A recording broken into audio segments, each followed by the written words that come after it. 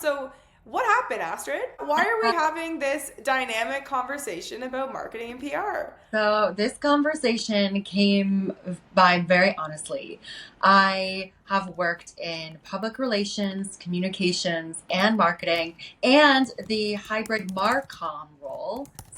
And I would say there's a confusion amongst ourselves as practitioners, business leaders, and other even team members about who does what do they mean, how do they work together, and I wrote a LinkedIn post, a really short and sweet one about how PR and marketing are need to be complementary but are not the same things. And specifically that product marketing is not a news release. Product marketing is not PR. And in fact, if used incorrectly can actually hurt your reputation, cheapen your brand. And within the past few days, it has been actually heartwarming and overwhelming and also eye-opening that people around the world, there have been hundreds of thousands of views, hundreds of shares, so many comments amongst each other. And it's very clear to me that this pain point and this irritant is across the board. And Yeah, if totally. we can't even agree upon who does what, whose purview is what, how do we even define ourselves? Then how can we rely on companies to do that and to create right teams and to give teams the right tools to do their best work? No, I mean, and it's for anyone listening to this in the industry, this is a ongoing battle because whether you're on the internal side and like lack of higher up understanding of like the delineation between them, or if you're on the agency side and having delusional clients trying to communicate that it's the same thing, and it's been an ongoing battle, but I still find it so interesting how there is such a true lack of understanding and awareness between kind of the two different camps. Definitely. And I had seen that and felt that personally before, but Yeah. now I know that the sentiment and feeling is held across the board globally. And people that weighed in were Marcom people, PR people, comms people, marketing, traditional marketing people. And everyone seemed to agree. The common bond was that there's an agreement that what is currently going on is not quite working. It's not the right synergy. But how do we help our our sectors, our really our um, areas of expertise? How do we work together?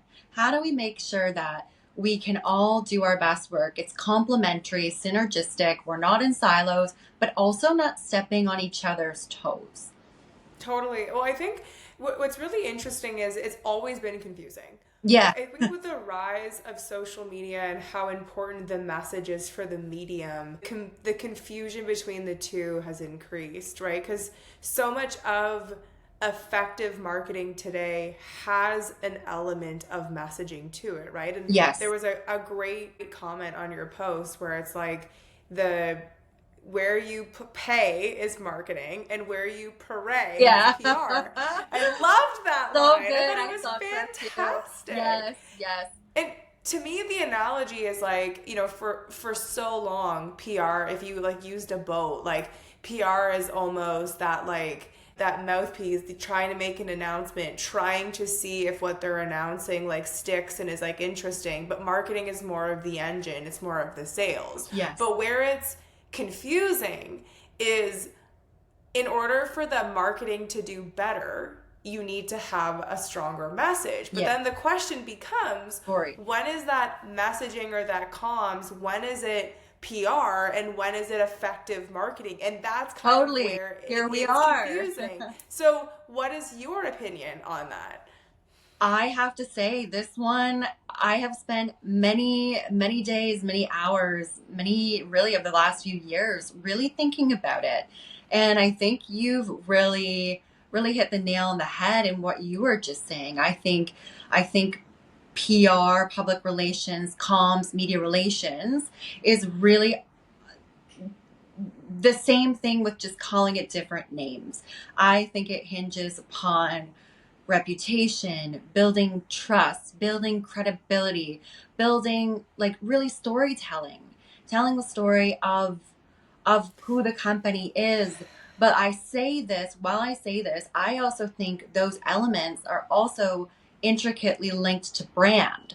So the more I think about it, the more I think PR and brand like are super closely linked. But then you've got marketing. How does it fit in? And where the heck, who owns social media? I'm gonna say though, when I think about it more deeply, I don't know if I completely agree. Like when I think about PR, right? Like public relations, where I've struggled in my job of being an agency owner and being effectively like for hire for different brands, is that a lot of brand owners think that because they're announcing a new product or a new location that they deserve like media access. And the biggest pushback is constantly like, no, that there has to be something newsworthy. There has to be Completely. something, so what? Unless it's like Louis Vuitton opening up a new store in a market that they've never, like, unless the brand itself Is a is story. newsworthy. Yeah. Yeah, is a story. But what I think about like in modern PR, it's like you're storytelling, you're providing something that's news and noteworthy, and you're kind of like casting a net, right? And the idea is that of that casting a net and something that's a bit more authentic, ideally organic, native to that platform, it provides an opportunity of like interest for the brand. And then from there, when you go further down kind of your researching hole, which is like going to Instagram, going to TikTok, maybe going to their website, that's where branding needs to support the story and where marketing needs to continue that message, but it's telling the I message in a different way. I Sorry, go ahead. really like the way that you've articulated that. I think that it really it interweaves everything really well. And I think that that common question, that common request from business leaders, like, well, that should be a news release. That should be a news release. Like, well, actually, where's the No, news? And no. here's where a lot of the issues start to come out. It's like, well, they have a news release in their head. And you as the practitioner in the field, you're like, okay, well, tell me more. And you try to draw out a story. Maybe you try to link a specific thing to, let's say, a bigger growth story, a bigger growth narrative, or something that's a bit more interesting or palatable.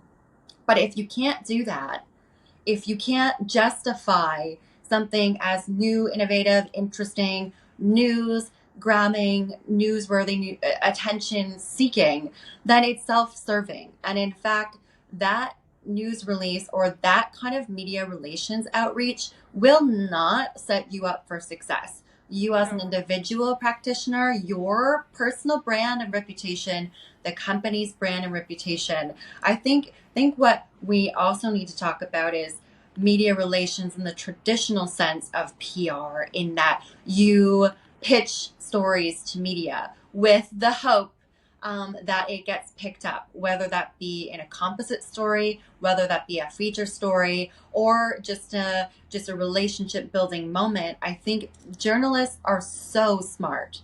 They have immense knowledge in their fields, and they also know, I think they understand psychology and behavior very well, that Yes. if people answer in a bit of a cagey way, or anything that denotes that they're possibly hiding something, then now you've piqued their spidey sense. You've piqued their interest, but not in the right way. So I think there's an element of, is it newsworthy? Is it right to be pitching to media? And are there potentially any landmines that, if you do have this great idea, this something that you do think is news, are there landmines that you might potentially get caught in if your media relations work is successful and you do talk to a journalist? Like, are you actually ready for it? And there's that element too. I feel like as I've been listening to you, I've had a breakthrough in Ooh, explaining it to people who feel like it's confusing, because it is actually confusing it's to very me. like the both of us don't even quite we're aligned, but not 100%. No, because I also think that the role of PR has also changed. Like that's another interesting element to this too, right? Absolutely. Is that prior to the digital age, the way that you made your business or your restaurant stand out was to generate public relations, was to generate press, right? And with the digital age with socials, like that's what makes it complicated is PR now manifests through different forms. But Yeah. I feel like Yeah. this is the best way to explain it. So recently in Toronto, we got a Nobu. And the Nobu has both a hotel and a restaurant. Now, if they were hiring us to do the PR, Nobu coming to Toronto is in and of itself news and noteworthy because it's such an iconic brand. Yes. Right? Yes. No So, arguments here. Only excitement. Only excitement. But the way that they would do that story, the way that they would cover the story is they would cover the who, what, where, why, and how. So who is behind the Nobu project? What is interesting and noteworthy? So they would talk about Chef Nobu, which you've seen a ton of press over. You would talk about the menu. You would talk about the building. You talk about the architectural design. So you're not talking about... It's about Nobu, but you're building this story and news around this article so that once you're done reading it, the only thing that the reader is saying to themselves is, holy shit, I need to go to the new Nobu. Yes, let's get that coveted reservation. And yes, let's book it. I love that example. And if there's any, let's say a lot of times when there's a big launch in Toronto or in Canada, it's like, okay, were there Canadian designers chosen? Or is there Canadians like, okay, we use Canadian wood for the furniture or whatever. There's like elements of trying to make it local somehow too in the story that then you can layer on. And that's where I was going with it. It's like, but when you think about the marketing, now the marketing needs to like chop it up and put that into a bunch of different bite-sized, digestible, sellable moments. Not an easy task. No, yeah, but think about like social media, right? Like each social post would be like one featuring Nobu, several featuring key items on the menu, one featuring the architect, maybe the Canadian wood that was used. So it's almost like PR is, to go back to the analogy, like PR is the one crafting the entirety of it as if it was a news story. Marketing takes that, chops it up into like 50 pieces to put it through email blasts, put it through socials. But the way in which socials communicates it is almost dumbed down. And that's where they're not the same, is that PR is crafting the story. PR is leading the narrative. It's communicating at a way that's different because it's a different part of the funnel, right? Like the socials are much further down, and it's the delineation of taking the pieces of what PR is the architect of that brings marketing into the fold. So it's the same table. Yes. We're sitting at the same table, but different chairs. Different chairs, different roles. Exactly. I think that you've hit the nail on the head. I love that. I that actually excites me, and I feel like that. I think that's exactly bang on. There's still that question for me, and I've seen it float in so many different places.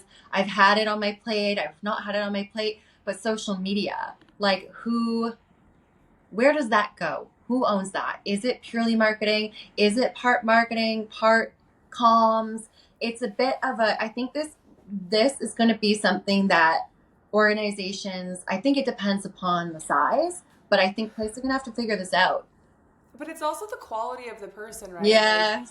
Like, marketing can't often do PR, but PR could pilot marketing. Like that's kind of the different way of looking at it. Like and that's the struggle that I've been in, is that like a lot of places will have internal marketing when they reach out to hire me or to hire you. It's like a service in addition to, and then they have too many cooks in the kitchen that are providing opinions. But marketing, because like from the lens that whether it's right or wrong, like marketing is seeing it through the lens of, well, these 4 posts really perform well for us traditionally, and it goes back to understanding the sales funnel. It's like, well, sure, like once they're following you, once you've generated that interest somehow, the posts in which perform are different than getting that public interest. Yes. Right? So, and that's kind of where that's the important, so like that's really what it comes down to at the heart of this post is, anyone that's confused by it has either had very good marketing people who are more aligned with a public relations mindset that can provide great marketing, or they don't understand the differentiation of role because they don't understand the psychology of the buying funnel. I think that's completely it too. And I think that to the general public, they don't care who does what. They don't care about the No. delineation of anything, nor should they. The end result for the general public and consumers should just be they see the brand as the brand. They get a feeling. They get a vibe. They think they know who you are by seeing your logo or hearing your name, and that's what you want. All of this making the sausage stuff is for us to deal with while we get there. No, totally. Well, I mean, you worked at one of the most notable banks for a very long time, and I don't know why, like, for whatever reason, the like creative aspect, like the frontwards facing marketing, branding, PR gets like so muddled where there is Yes. like the roles aren't clear, but like if you look at the banking example, like the person who's selling GICs or who's like front facing for the customer, like regardless if they understand it loosely, is not the same person who's developing the GICs or developing the comms for the GICs. Like Exactly. in any other industry, it's not confusing that there's a clear role and responsibility for the role in which they play and what they develop. But when it comes to marketing, because every business uses it and there's no barrier to entry, it's like, why is it so confusing that you need different skill sets for different things? It boggles my mind. And I do think that in some cases, internal teams work, marketing, comms, PR, work well in a complementary way together. But I've also seen instances where this confusion amongst leadership, and quite frankly, as we're talking about the teams themselves, this confusion actually leads to animosity between the teams.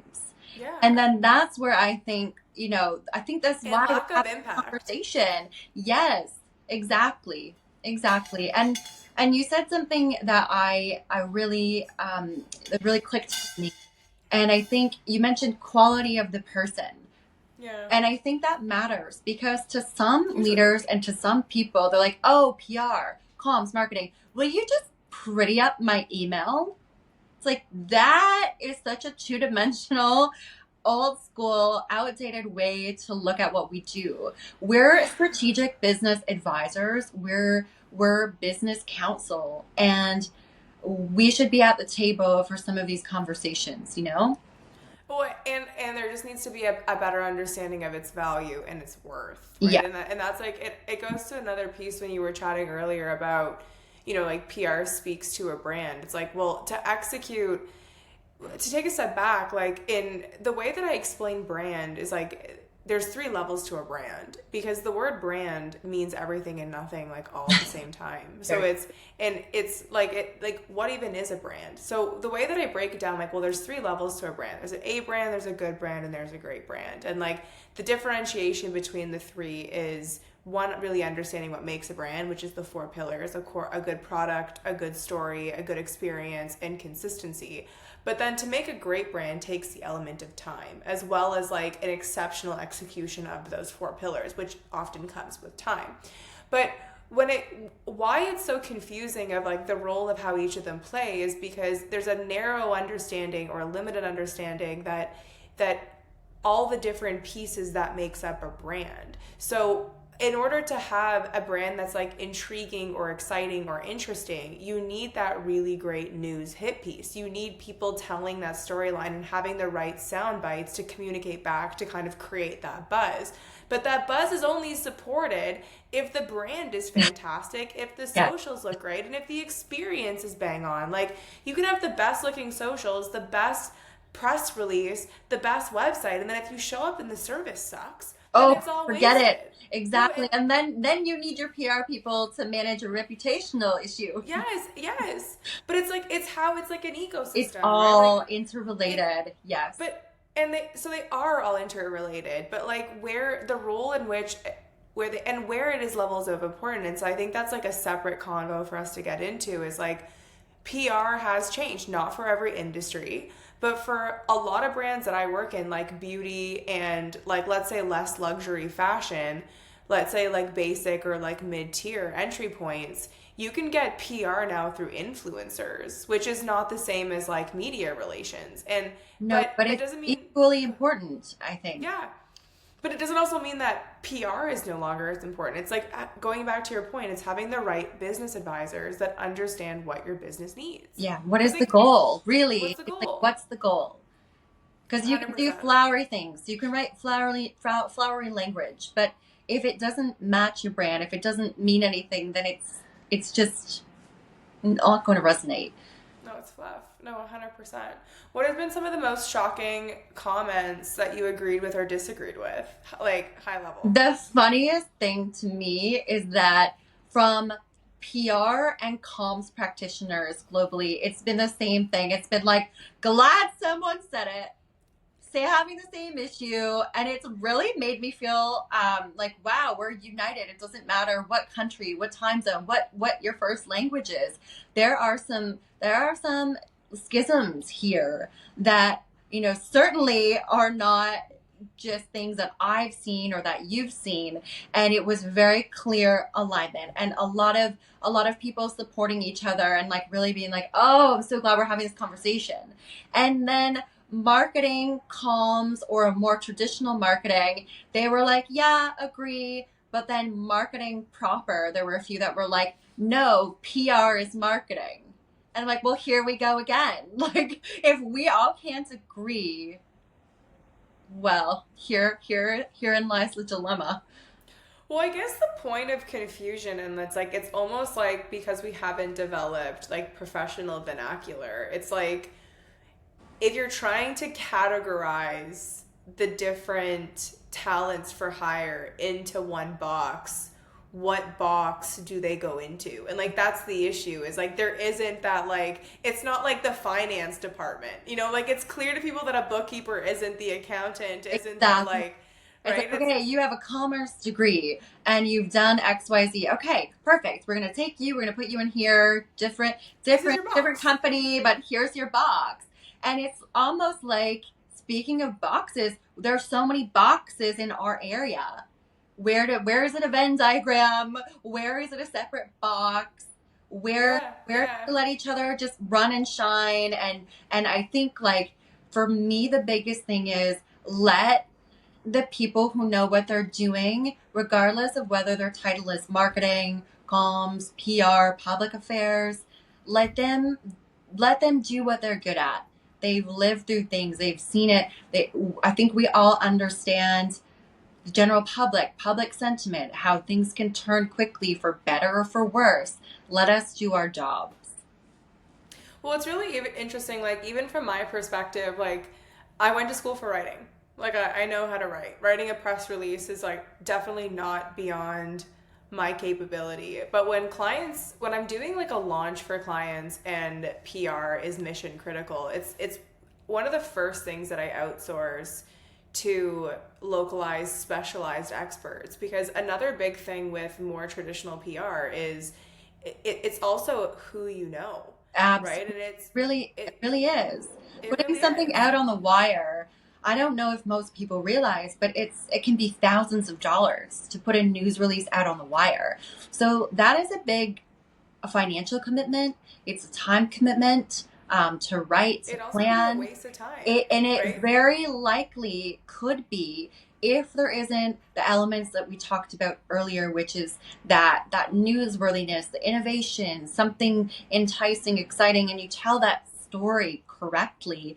But if you also have all those things, it doesn't guarantee you coverage. You can have a great story and still not, permeate through to earned media, because very much, as you said, it's a relationship based business. And I think what a lot of people don't understand with media relations is that it's really the art of relationships. It's the art of Yes. managing relationships, building them, maintaining them. And I say this with great passion, and having seen a lot of different issues over the years, that when you engage in media relations, it's not just like, hey, we're launching this new thing and we're excited. We want our name in lights. Okay, you might have that happen, but don't forget there's a flip side. There's another side to this coin, and it's that you can have a reputational issue or a crisis or a mini issue that, if you don't handle correctly, turns into a crisis. And that means that that reporter, that journalist that you've now engaged with, they know you. They know your number. They know your email. And they're going to call you. You might not even know there's an issue brewing yet. They know, they've heard, they have their finger on the pulse, and you get this call. So you also have to be ready to take the bad with the good. And I think the value in a seasoned PR professional is being able to turn those very difficult, potentially bad moments into moments that disappear, dissipate, never make it into the news, or get turned into there's a positive story or some element of that. I think that's really where the bread and butter is for traditional PR professionals.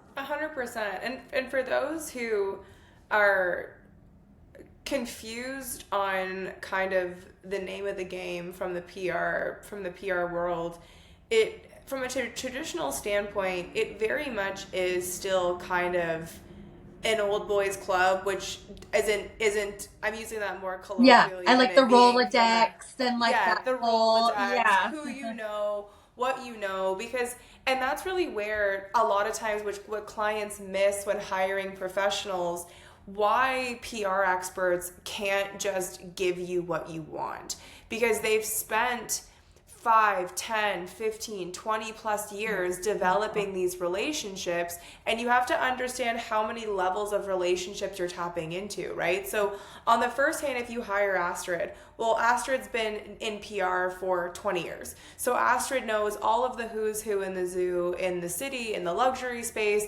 that she can pick up the phone and make a call. Now, once she picks up and makes the call, the person on the other line, she's got a relationship there that she's basically asking for them to take their time to review the piece and hope that they're going to print it.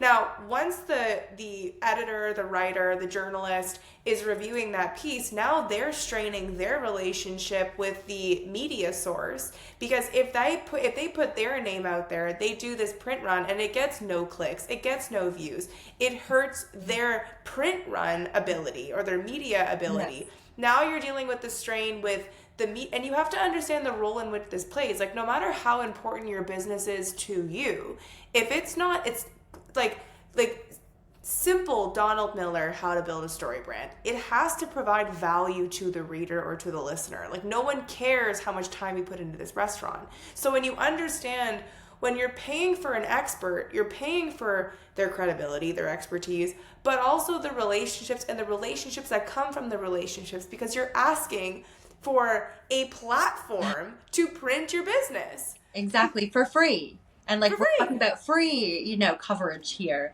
Very much earned, very much, and if there are potential things that you are putting forward and it might be misaligned with previous things the company has done or the organization has done, you need to be prepared to be questioned on it. Cool. I completely agree. You just agree. totally can't expect that it's like, oh, that's cool, that's a great idea, we're just going to cover it. If it piqued their interest, they will talk to you, but they're also going to get the nitty-gritty around the story. Are there any inaccuracies, inconsistencies, any possible contradictions from past things that you've done? Like, it's not just you're walking into a potential lion's den. And I say that carefully, and that a journalist, I truly believe they're not out to necessarily get a gotcha moment, but they're inquisitive, they're smart, that if they sense an inaccuracy or inconsistency or that bit of cold, tepid aloofness, they're going to ask you more questions. Or you're going to get what you don't want. The opposite. That's exactly like you're actually getting the story that you should dread. Good, thank you. No, That's the other thing that's really like media is in the business of making money. Yeah, They need to be able like to don't get and receive stories that are earned, to your point. So that's the difference between native and earned. You know, like is it purchased or is it like a genuine story? Obviously, the genuine stories perform better because like clickbait is all over the internet, and like for the most part, people don't click on it I unless it's agree. like I think we're starting to become more immune to it now. totally, totally. And this is, I think, like a conversation of many to come. So, anyone who enjoyed this dialogue, disagrees, agrees, we'd love to have your comments, feedbacks, and perspectives. And if there's anything else that you would like Astrid to cover, to the two of us to cover together, we are looking for that shared motivation to get Astrid to do more videos. Thank you, Camille. And also thank you to everyone across the world who've weighed in on this topic so far. Thank you. You've gotten us two different minds together here and hope for many more to come. Awesome!